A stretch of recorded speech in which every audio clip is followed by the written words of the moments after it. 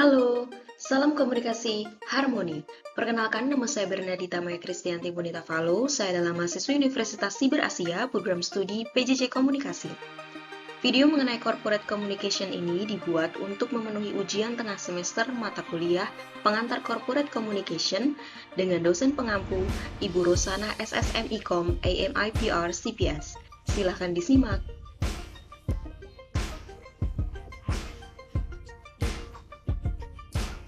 Menurut Peter C. Jackson, dalam bukunya yang berjudul Corporate Communication for Manager, corporate communication adalah kegiatan total komunikasi yang dihasilkan oleh sebuah perusahaan untuk memperoleh tujuan-tujuan yang telah direncanakan. Atau dapat disimpulkan bahwa corporate communication adalah serangkaian upaya yang dilakukan sebuah organisasi atau perusahaan untuk berkomunikasi dengan berbagai audiens, baik internal yaitu karyawan, maupun eksternal yaitu pelanggan, media, investor, dan publik.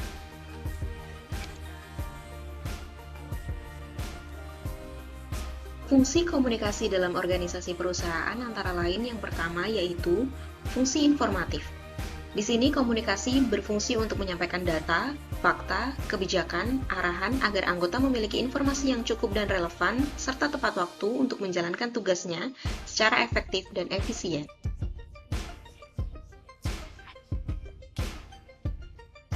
Fungsi komunikasi yang kedua yaitu fungsi regulatif. Di sini komunikasi berfungsi untuk menegakkan aturan, prosedur, dan pedoman yang ditetapkan manajemen untuk memastikan kelancaran operasional dan kepatuhan seluruh anggota organisasi.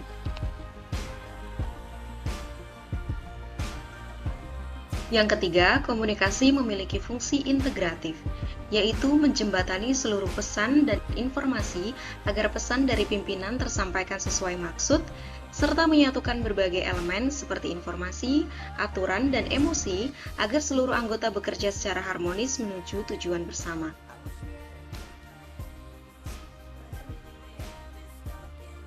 Fungsi komunikasi pada organisasi perusahaan yang terakhir adalah fungsi persuasif. Di sini komunikasi berfungsi untuk mempengaruhi, memotivasi, dan meyakinkan anggota agar bersedia melakukan sesuatu sesuai dengan keinginan komunikator secara halus dan bukan memaksa. Pembahasan berikutnya adalah gaya komunikasi. Gaya komunikasi adalah cara seseorang dalam berperilaku untuk menyampaikan pesan. Penekanan dalam gaya komunikasi mampu mengembangkan interaksi dan relasi dengan orang lain secara lebih baik.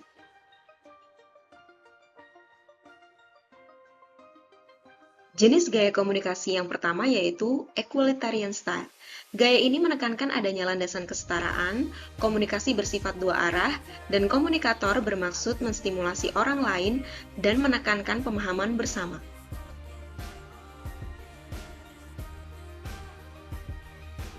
Gaya komunikasi berikutnya adalah the structuring style. Gaya komunikasi ini memanfaatkan pesan verbal secara tertulis maupun lisan guna memantapkan perintah yang harus dilaksanakan. Komunikator bersifat objektif dan tidak berpihak, dan gaya komunikasi ini bertujuan untuk menegaskan ukuran, prosedur, dan aturan yang dipakai.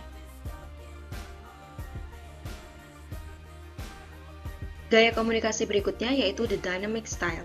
Gaya komunikasi ini ringkas dan singkat, serta berorientasi langsung pada tindakan. Gaya komunikasi berikutnya, the relinquishing style, yaitu gaya komunikasi yang mencerminkan kesediaan pemimpin untuk menerima saran, pendapat, dan gagasan daripada keinginan untuk memberi perintah. Gaya komunikasi berikutnya yaitu the controlling style. Gaya komunikasi ini bersifat mengendalikan. Komunikasi hanya bersifat satu arah, dan komunikator tidak memerlukan umpan balik.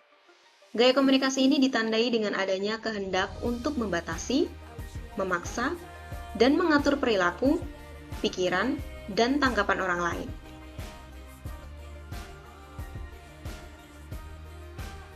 Gaya komunikasi yang terakhir yaitu withdrawal style. Gaya komunikasi ini digunakan saat komunikator cenderung tidak ingin terlibat lagi dalam suatu masalah atau untuk menghindari tanggung jawab.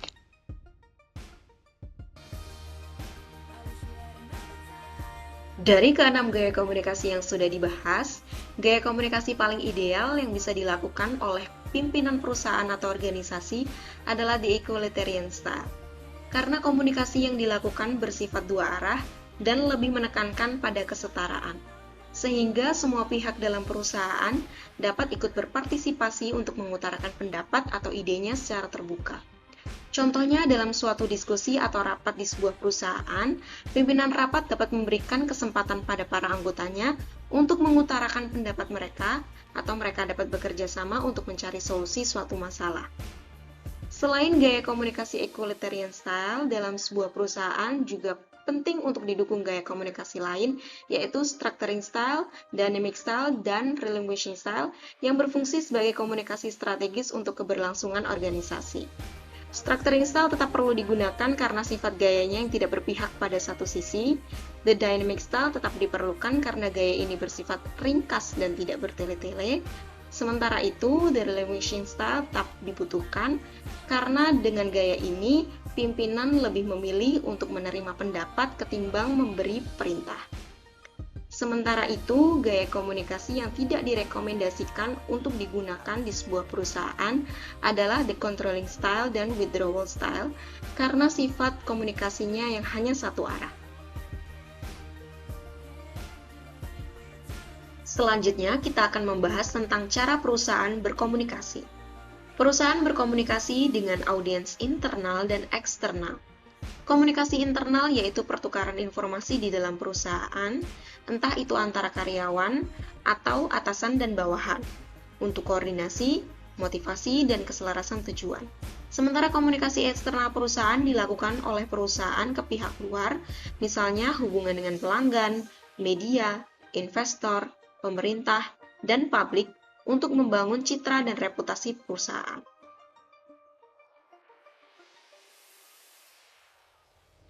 Salah satu komunikasi eksternal perusahaan adalah hubungan dengan pelanggan atau customer relation.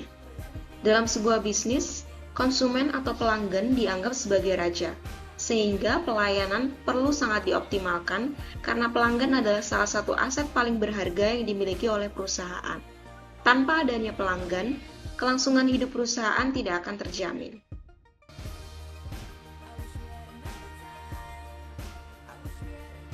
Tahapan hubungan komunikasi perusahaan dengan pelanggan atau customer relation dapat dilakukan dengan yang pertama, mengidentifikasi target pasar, segmen pelanggan, dan kebutuhan pelanggan. Yang kedua, menciptakan interaksi yang berkualitas melalui berbagai layanan dan merespon kebutuhan pelanggan, serta menangani keluhan dengan cepat. Yang ketiga, mengukur kepuasan pelanggan. Komunikasi eksternal perusahaan berikutnya adalah hubungan dengan pemerintah atau government relation. Salah satu pemangku kepentingan yang paling kuat dan peka yang harus dihadapi perusahaan adalah pemerintah atau jaringan regulator, legislator, pejabat terpilih, dan perwakilan yang ditunjuk yang membatasi, mengontrol, meninjau, menunda, memberi otorisasi, menghukum dan sebaliknya, memelihara pengawasan terhadap kegiatan sektor swasta.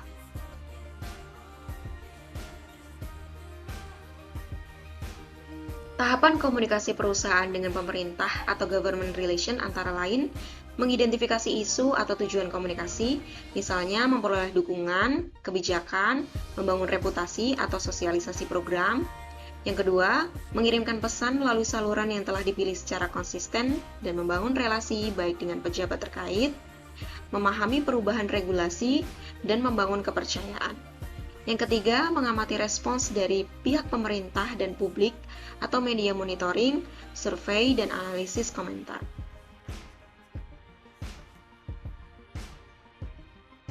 Pembahasan berikutnya adalah tentang identitas, citra, dan reputasi perusahaan.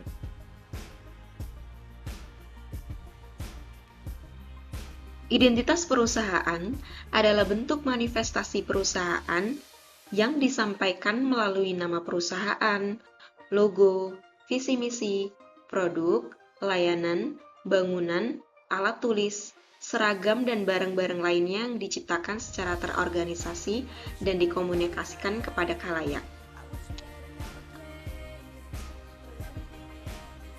Berikutnya adalah citra perusahaan. Citra perusahaan adalah suatu kesan yang dimiliki oleh suatu organisasi secara total dan berasal dari perilaku. Contohnya, Bank BCA dikenal dengan citra pelayanannya yang ramah, cepat, dan profesional.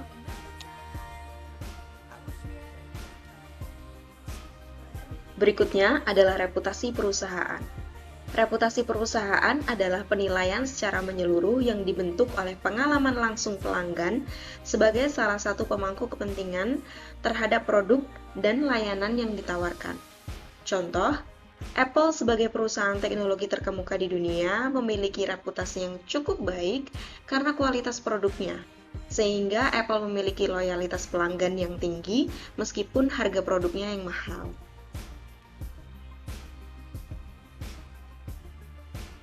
Selanjutnya kita akan membahas tentang konflik perusahaan. Menurut pandangan teori konflik, konflik dalam organisasi akan muncul ketika hubungan antar personal, antar kelompok, maupun antar unit atau satuan kerja dalam suatu organisasi berusaha untuk membesar-besarkan perbedaan.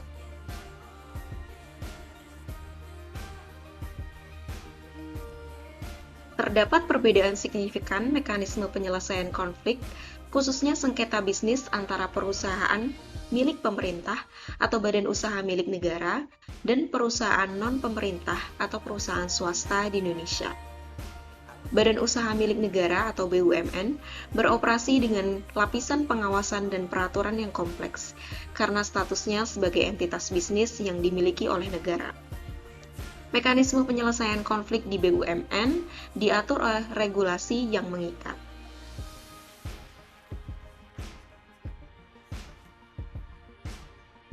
Penyelesaian sengketa bisnis perusahaan non-pemerintah umumnya diserahkan kepada kesepakatan para pihak melalui negosiasi, mediasi, arbitrase swasta, atau peradilan umum.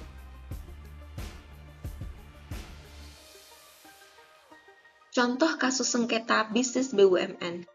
Jika terjadi sengketa kontrak antara PTA dan PTB yang keduanya adalah BUMN, maka mereka akan didorong untuk menyelesaikannya melalui mediasi di Kementerian BUMN. Jika di Kementerian BUMN tidak berhasil, maka sengketa tersebut dapat dibawa ke pengadilan atau arbitrase, namun dengan pertimbangan hukum BUMN. Contoh kasus sengketa bisnis perusahaan swasta. Jika terjadi sengketa kontrak antara PT X dan PT Y yang keduanya adalah perusahaan swasta, maka mereka akan langsung merujuk pada klausul penyelesaian sengketa dalam kontrak, misalnya ke Badan Arbitrase Nasional Indonesia atau BANI atau Pengadilan Negeri.